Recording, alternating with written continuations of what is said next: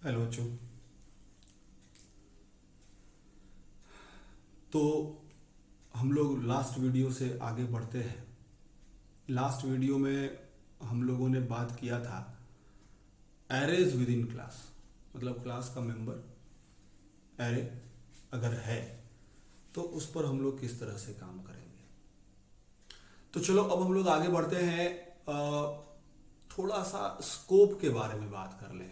Class और उनके members का स्कोप क्या होगा।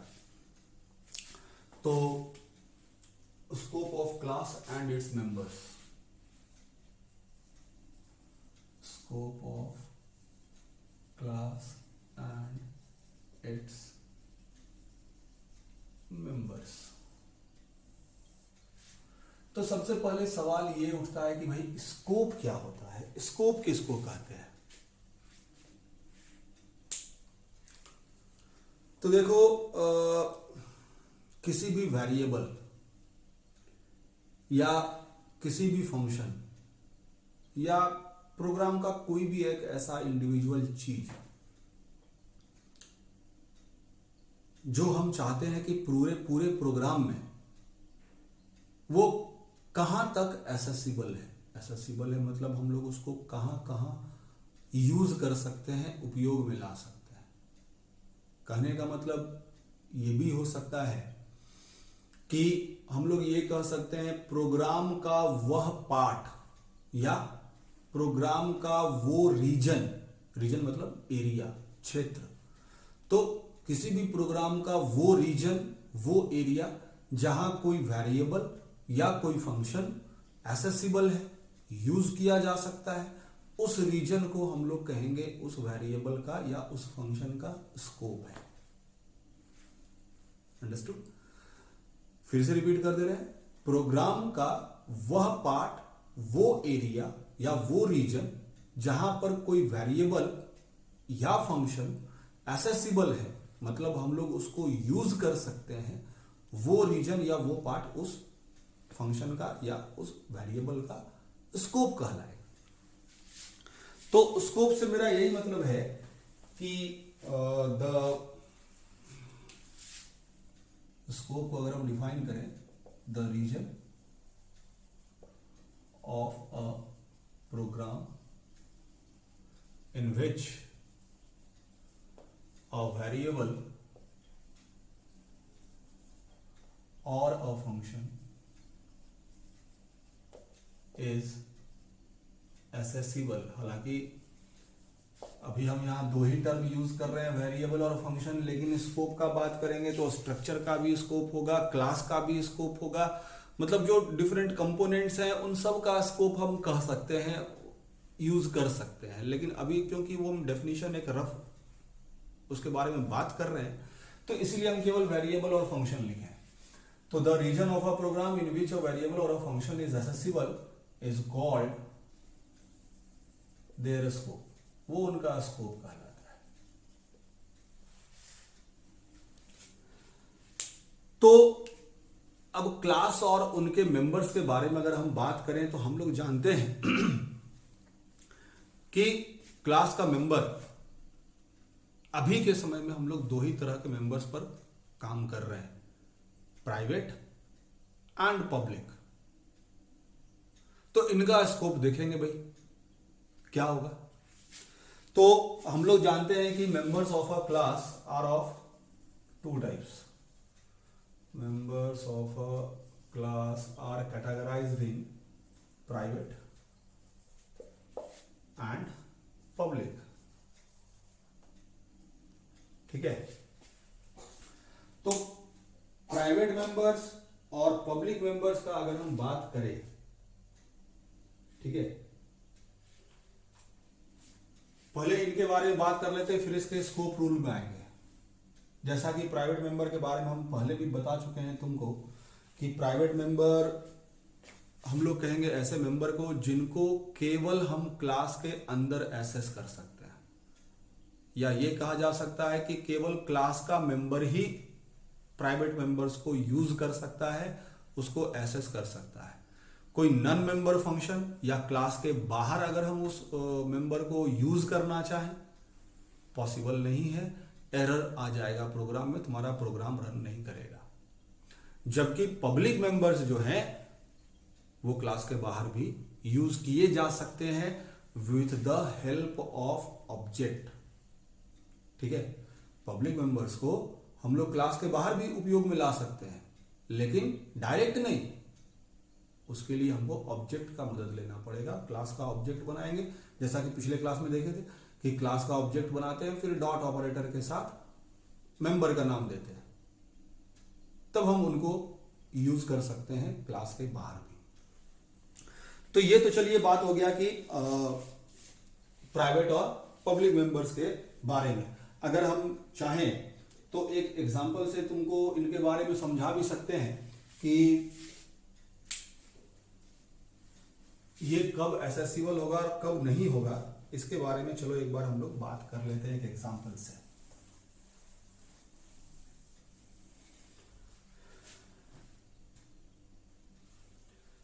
जैसे मान लो कि हमने एक क्लास बनाया, क्लास एबीसी, एक वेरिएबल ले लिए int, एक हम फंक्शन बना लेते हैं जो स्क्वायर करेगा किसी वैल्यू का जो उस फंक्शन को पास किया जाएगा। तो int sqr ले लेते हैं, int a, तो ये हो गया कि return a into A. Confuse नहीं करना, ये a और ये a अलग अलग है, क्योंकि ये हम फंक्शन में डिफाइन किए हैं तो ये इसको ओवरराइट कर देगा। हालांकि चलो अगर कंफ्यूजन है तो हम इसको बदल देते हैं, हम यहां अलग वेरिएबल का नाम ले लेते हैं, x ले लेते हैं। ठीक है, तो फिर से वही कि हम कोई एसएस स्पेसिफायर यहां नहीं दिए हैं, इसका मतलब ये प्राइवेट मेंबर है और ये प्राइवेट मेंबर फंक्शन है। पब्लिक में आते हैं भाई, अब हम लोग इसमें एक वेरिएबल डिक्लेयर कर देते हैं, मान लो int b, int डबल नहीं लेते हैं, ट्वाइस नाम दे देते हैं। डबल क्योंकि कीवर्ड है तो हम लोग फंक्शन के नाम के रूप में कीवर्ड का उपयोग नहीं कर सकते हैं, तो ट्वाइस कर दिए int i, और डबल करेगा इसके वैल्यू को तो रिटर्न करा दो, रिटर्न 2 इंटू आई, और ये क्लास का डेफिनेशन हम लोग एंड कर देते हैं। अब एक चलो ऑब्जेक्ट बना लेते हैं, इसका एबीसी का ऑब्जेक्ट एक बना लेते हैं मेन में, void मेन। अब मेन में क्या किए कि एबीसी का एक ऑब्जेक्ट बना देते हैं भाई, एबीसी ob1 एक ऑब्जेक्ट ले लिए। अब अगर मान लो इस ob1 के मदद से हम a को एक्सेस करना चाहें, ob1.a कोई वैल्यू हम इसको अगर असाइन करना चाहें, सपोज करो 25, ठीक है, तो ये क्या हो गया, तो ये इनवैलिड है, invalid as a is private and is accessible within the class only, क्योंकि a प्राइवेट डेटा मेंबर है। अगर ऑब्जेक्ट के मदद से तुम किसी नॉन मेंबर फंक्शन में इसको एक्सेस करना चाहो तो नहीं कर सकते हो, क्योंकि प्राइवेट मेंबर केवल और केवल क्लास के मेंबर के द्वारा ही एक्सेसिबल होगा। नॉन मेंबर फंक्शन ऑब्जेक्ट के मदद से उसको एक्सेस नहीं कर सकता है। अगर हम ऐसा स्टेटमेंट यूज करते हैं प्रोग्राम में, तो जब हम लोग प्रोग्राम कंपाइल करेंगे तो हमारा उसमें इस स्टेटमेंट में एरर आ जाएगा, एरर जनरेट होगा, वो प्रोग्राम हमारा सक्सेसफुली कंपाइल नहीं होगा। ठीक है, आगे बढ़ते हैं। हम इस फंक्शन को कॉल कर लेते हैं SQR को एक, लेकिन चलो और हम लोग वेरिएबल यहां पर ले लेते हैं कि int m is equal to, यहीं पर ये फंक्शन कॉल कर लेते हैं, OB1 डॉट SQR, कोई एक आर्ग्यूमेंट पास कर दो, सपोज करो 5 कर देते हैं, तो ये भी इनवैलिड स्टेटमेंट है।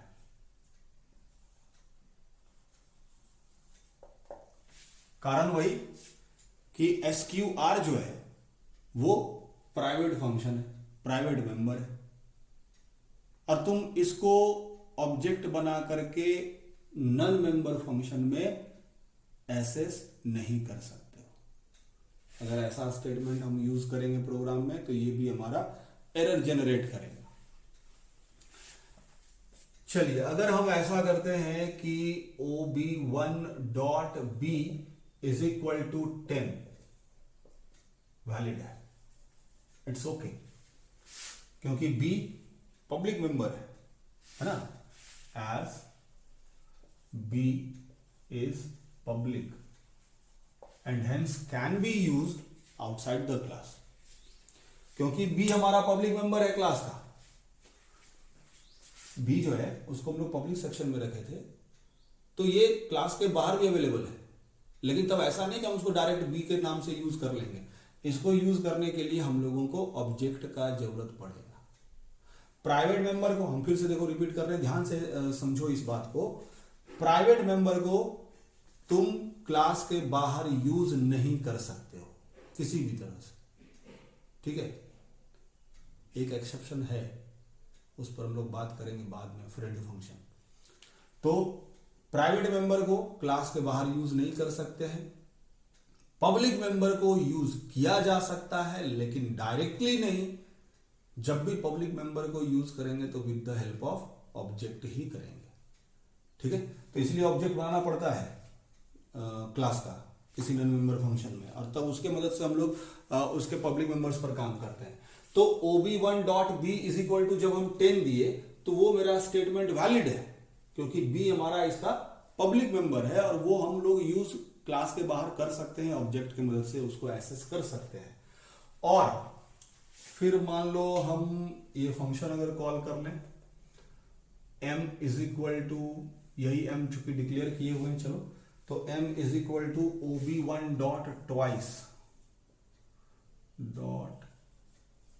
ट्वाइस कोई वैल्यू ले लें, सपोज करो 25 रख लें, तो ये भी वैलिड है। Same reason, public member function, ठीक है।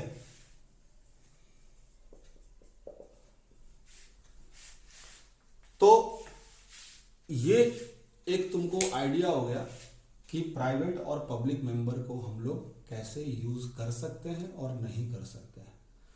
प्राइवेट मेंबर जब भी एक्सेसिबल होगा क्लास के अंदर ही होगा। क्लास का मेंबर फंक्शन उसको एक्सेस कर सकता है डायरेक्ट, लेकिन क्लास के बाहर का कोई भी फंक्शन उसको एक्सेस नहीं कर सकता है। पब्लिक क्लास के बाहर एक्सेसिबल है, लेकिन with the help of object, ठीक है।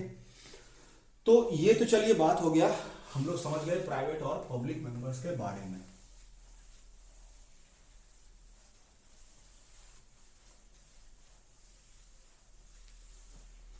अब हम लोग आगे बढ़ते हैं। The scope rules and classes, लेकिन उसको समझने के लिए शुरुआत हम लोग करेंगे ग्लोबल क्लास से।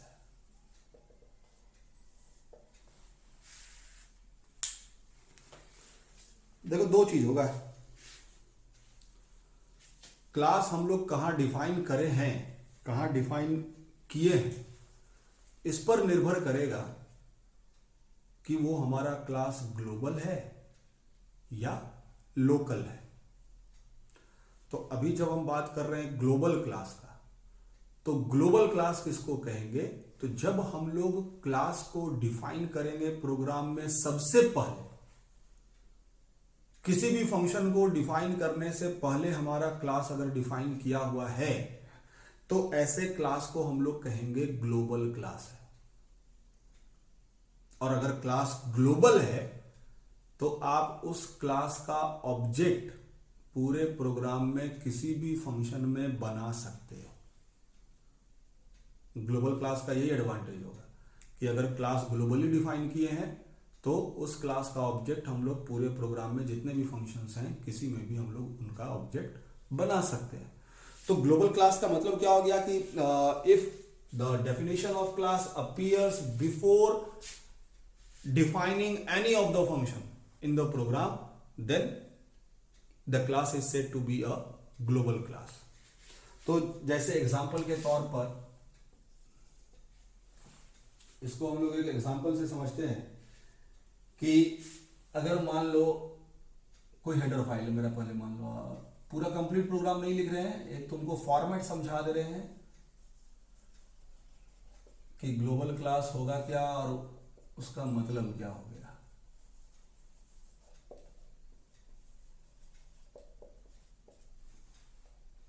तो जैसे मान लो हम सबसे पहले क्लास बना लेंगे, कोई भी फंक्शन डिफाइन करने से पहले हम क्लास बना रहे हैं, कुछ अपना इसका कोड है भाई, बंद कर दिया। इसके बाद मान लो हम लोग बना दिए मेन, वॉइड मेन, ठीक है। अब ये जो क्लास बना, क्योंकि ये सबसे पहले बनाए हैं तो ये मेरा हो गया ग्लोबल क्लास। पूरे प्रोग्राम में सबसे पहले इसी का डेफिनेशन आ रहा है तो हम लोग इसको कहेंगे ग्लोबल क्लास है। और इसका मतलब हो गया कि आप इसका ऑब्जेक्ट कहीं भी बना सकते हो प्रोग्राम में। हम मेन के पहले भी बना सकते थे, उस पर भी अभी हम आएंगे थोड़ी देर में। वॉइड मेन के अंदर भी बना सकते हैं, XOB1 वैलिड बनाया जा सकता है, फिर इसको आप यूज करो जैसे करना है। फिर अगर मान लो कोई एक और फंक्शन है वॉइड फंक्शन के लिए FUNC ले लेते हैं मान लो, यहां भी हम चाहें तो इसका ऑब्जेक्ट बना सकते हैं इस तरह से, ठीक है, ये भी वैलिड है। वो जो हम डॉट डॉट लिखे हैं मतलब उसका कुछ न कुछ कोड होगा वहां पर, कोई भी वैलिड इंस्ट्रक्शन वैलिड कोड वहां पर होगा। लेकिन अभी हमको कोड पर उतना इंफेसिस नहीं करना है, कोड पर हमको उतना ध्यान नहीं देना है। अभी एक्चुअली हमको समझना है कि ग्लोबल क्लास होगा क्या और उसका कंसिक्वेंसेस क्या होगा, कि उसको हम लोग प्रोग्राम में यूज कैसे कर रहे हैं, क्या कर सकते हैं। तो इसीलिए हम तुमको खाली यही इसी पर फोकस कर रहे हैं कि ग्लोबल क्लास का मतलब हो गया कि क्लास जो सबसे पहले डिफाइन किया हुआ रहेगा पूरे प्रोग्राम में किसी भी फंक्शन से पहले, तो वो ग्लोबल क्लास हो गया। और ग्लोबल क्लास जब हो गया तो इसका अर्थ ये हो गया कि आप उस पूरे प्रोग्राम में उस क्लास का ऑब्जेक्ट किसी भी फंक्शन में बना सकते हो, जैसा कि यहां पर है। तो अब सवाल उठता है कि भाई ग्लोबल क्लास अगर है तो लोकल क्लास भी होगा, जो अभी हम बात कर रहे थे ग्लोबल और लोकल का। तो चलिए नेक्स्ट हम लोग अब आ जाते हैं लोकल क्लास में,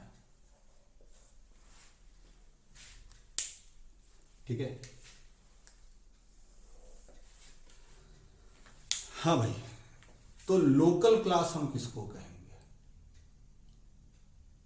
अब जैसा कि इसके नाम से पता चल रहा है, लोकल का मतलब लोकल किसको कहते हैं? जो एक छोटे ज्योग्राफिकल एरिया का जहां पर बात होता है तो हम लोग कहते हैं लोकल। तो लोकल क्लास का भी कमोबेश यही कंसेप्ट है। अगर मान लो किसी क्लास को हम किसी फंक्शन के अंदर डिफाइन किए, when a class is defined inside a function then it will become a local class, है ना। फंक्शन के अंदर डिफाइन करें या फिर मान लो किसी क्लास के अंदर क्लास डिफाइन कर दें, हालांकि वो उस केस में नेस्टेड क्लास कहलाएगा जिस पर हम लोग अभी काम करेंगे। लेकिन अभी के समय में चलो तुम इतना समझ लो कि लोकल क्लास कहने का मतलब ये हो गया कि जब हम लोग कोई क्लास को डिफाइन करेंगे किसी फंक्शन के अंदर तब उसको हम लोग कहेंगे लोकल क्लास है। और लोकल क्लास जब होगा मतलब जिस फंक्शन के अंदर उसको डिफाइन किया जाएगा क्लास को, केवल उसी फंक्शन के अंदर हम उसका ऑब्जेक्ट बना सकते हैं। उस फंक्शन के अलावा कोई दूसरा फंक्शन होगा तो वहां आप उसका ऑब्जेक्ट नहीं बना सकते हो, एरर जनरेट होगा उस स्टेटमेंट से अगर ट्राई करेंगे हम लोग किसी दूसरे फंक्शन में उसका ऑब्जेक्ट बनाने को। तो उसको भी चलो एक एग्जांपल से हम समझाते। जैसे मेरा कहना है कि सपोज करो कि मेरा वही तो हेडर फाइल ले लिया जाए, include iostream.h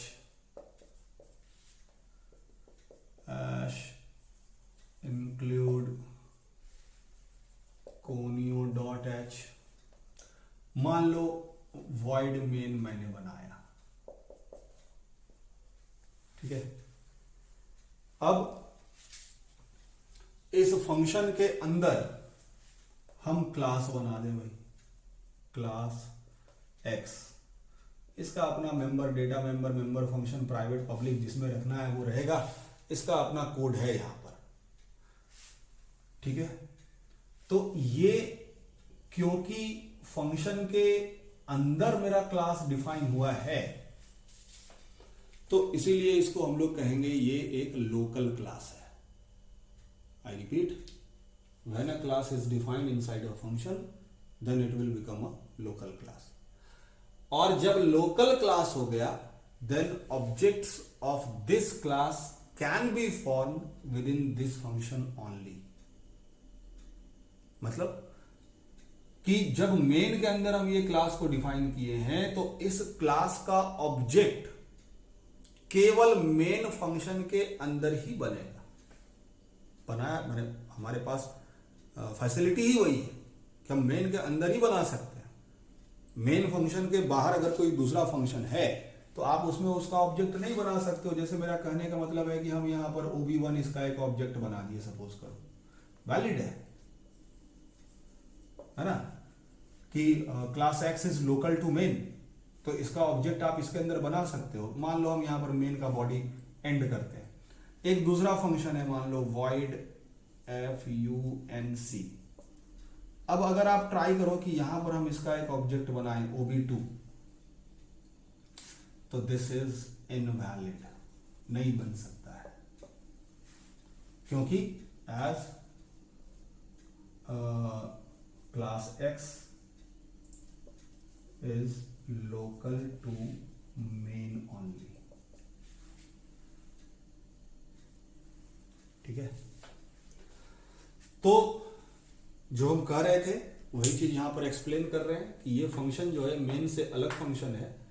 आप मेन के अंदर क्लास बनाए हो तो उसके अंदर, मेन के अंदर ही आप उस क्लास का ऑब्जेक्ट बना सकते हो, सही है, वैलिड है, काम करेगा। लेकिन अगर कोई फंक्शन जो कि मेन से अदर कोई फंक्शन है, अलग है, तो उसमें अगर आप इस क्लास का ऑब्जेक्ट बनाना चाहो तो वो एरर जेनरेट करेगा, वो सही नहीं है, वो प्रोग्रामिंग रूल को वायलेट है, क्योंकि ये क्लास मेन के लिए लोकल था, आप इसका ऑब्जेक्ट दूसरे फंक्शन में नहीं बना सकते हो। तो ये बात हो गया तुम्हारा ग्लोबल क्लास और लोकल क्लास का। तो अब चलिए बात करें कि जब क्लास ग्लोबल और लोकल है तो ऑब्जेक्ट भी ग्लोबल और लोकल हो सकता है भाई, जरूर होगा।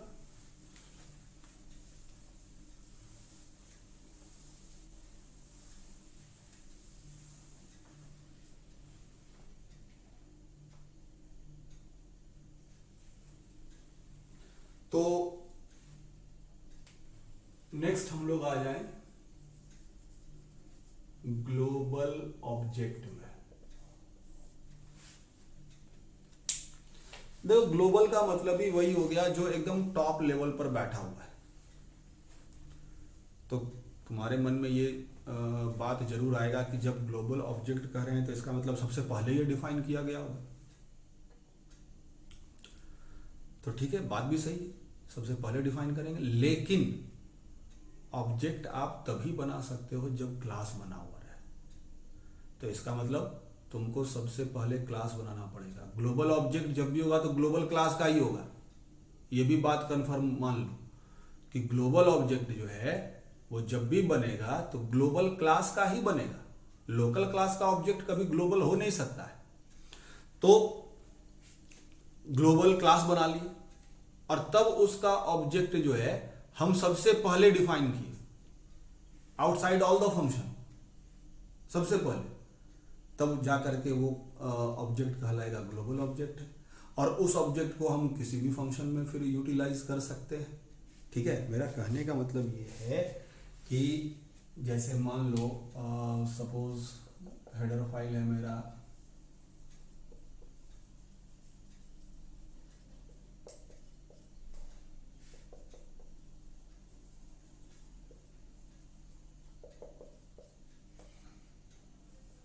एक क्लास बना ली एक्स,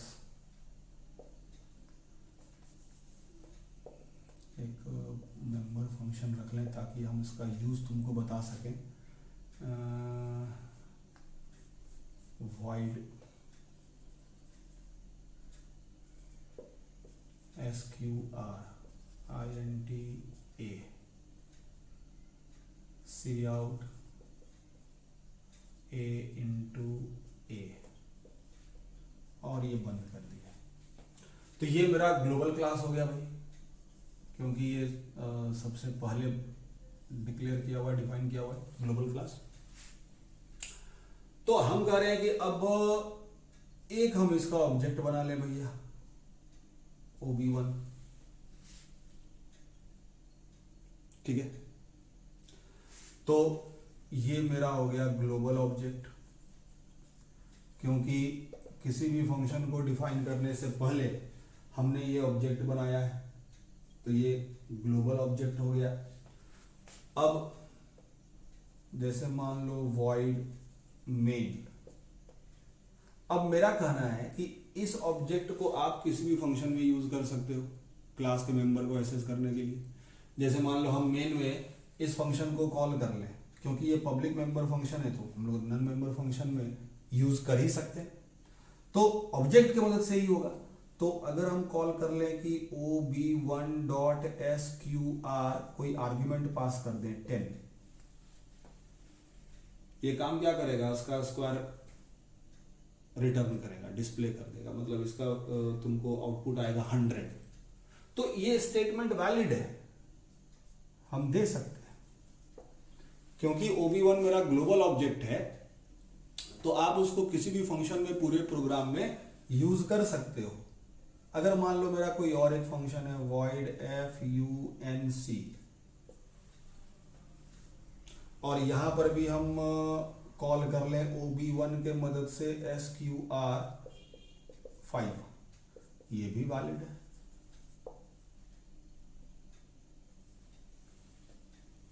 ठीक है, तो कहने का मतलब है कि अगर कोई ऑब्जेक्ट ग्लोबल ऑब्जेक्ट है, अगर कोई ऑब्जेक्ट ग्लोबल ऑब्जेक्ट है, तो आप पूरे प्रोग्राम में किसी भी फंक्शन में उसको यूज कर सकते हो, कोई प्रॉब्लम नहीं आएगा। तो ये तो बात हो गया ग्लोबल ऑब्जेक्ट का। अब चलिए हम लोग आ जाते हैं लोकल ऑब्जेक्ट में।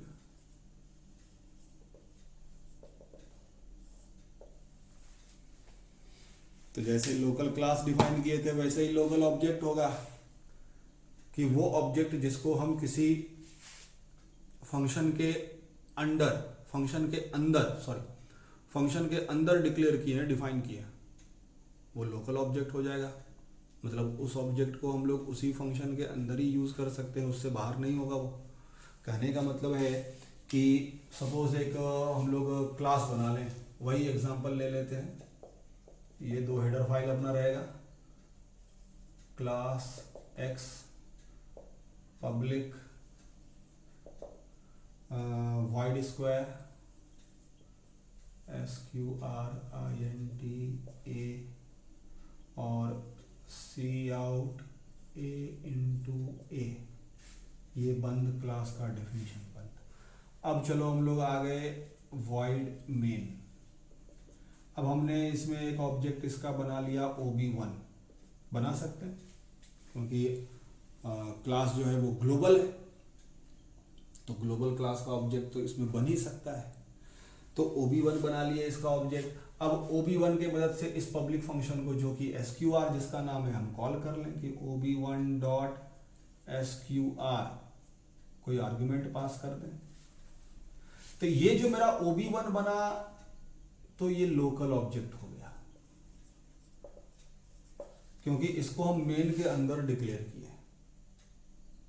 और इसका मतलब ये हो गया कि ये ob1 जो है केवल मेन में ही अवेलेबल है, मेन के बाहर कोई दूसरा फंक्शन जो है वो इस ऑब्जेक्ट OB1 को यूज नहीं कर सकता है इसके मेंबर को एक्सेस करने के लिए। तो कहने का मतलब क्या, चलो वो हम तुमको समझाते हैं कि मान लो एक मेरा ये जो फंक्शन था void func, और यहाँ पर हम फिर ob1.sqr अगर कॉल कर लें, दे दें कोई नंबर जैसे यहाँ दिए थे, तो ये इनवैलिड है, एरर जनरेट हो जाएगा इसमें। क्यों भाई? तो as OB1 is local to main only, क्योंकि OB1 जो है वो लोकली अवेलेबल है। लोकली अवेलेबल है मतलब हम लोग कहेंगे कि उसका जो रीजन है यूज करने का, प्रोग्राम का वो एरिया जहां हम उसको यूज कर सकते हैं, तो वो केवल मेन है। मेन से बाहर हम लोग उसको यूज नहीं कर सकते हैं क्योंकि ये उसके लिए लोकली अवेलेबल था। तो ये तुम्हारा बात हो गया ग्लोबल और लोकल ऑब्जेक्ट के बारे में। तो ये तो हम लोग चलो चर्चा कर लिए कि भाई ग्लोबल क्लास किसको कहेंगे, ग्लोबल ऑब्जेक्ट किसको कहेंगे, लोकल ऑब्जेक्ट किसको कहेंगे, ग्लोबल क्लास क्या है, लोकल क्लास क्या है, ये सब का हम लोग स्कोप समझ लिए कि प्रोग्राम का कौन सा रीजन होगा जिसमें ये एक्सेसिबल होगा, जिसमें हम लोग इसको एक्सेस कर सकते हैं। तो इस आधार पर हम लोग और फिर आगे नेक्स्ट वीडियो में बात करेंगे कि स्कोप जो होगा प्राइवेट और पब्लिक मेंबर का वो कैसे चलेगा, किस तरह से हम लोग उसको यूज कर सकते हैं। तो अभी के वीडियो के लिए इतना ही रहेगा। दैट्स इट, लोकल और ग्लोबल ऑब्जेक्ट तक ही।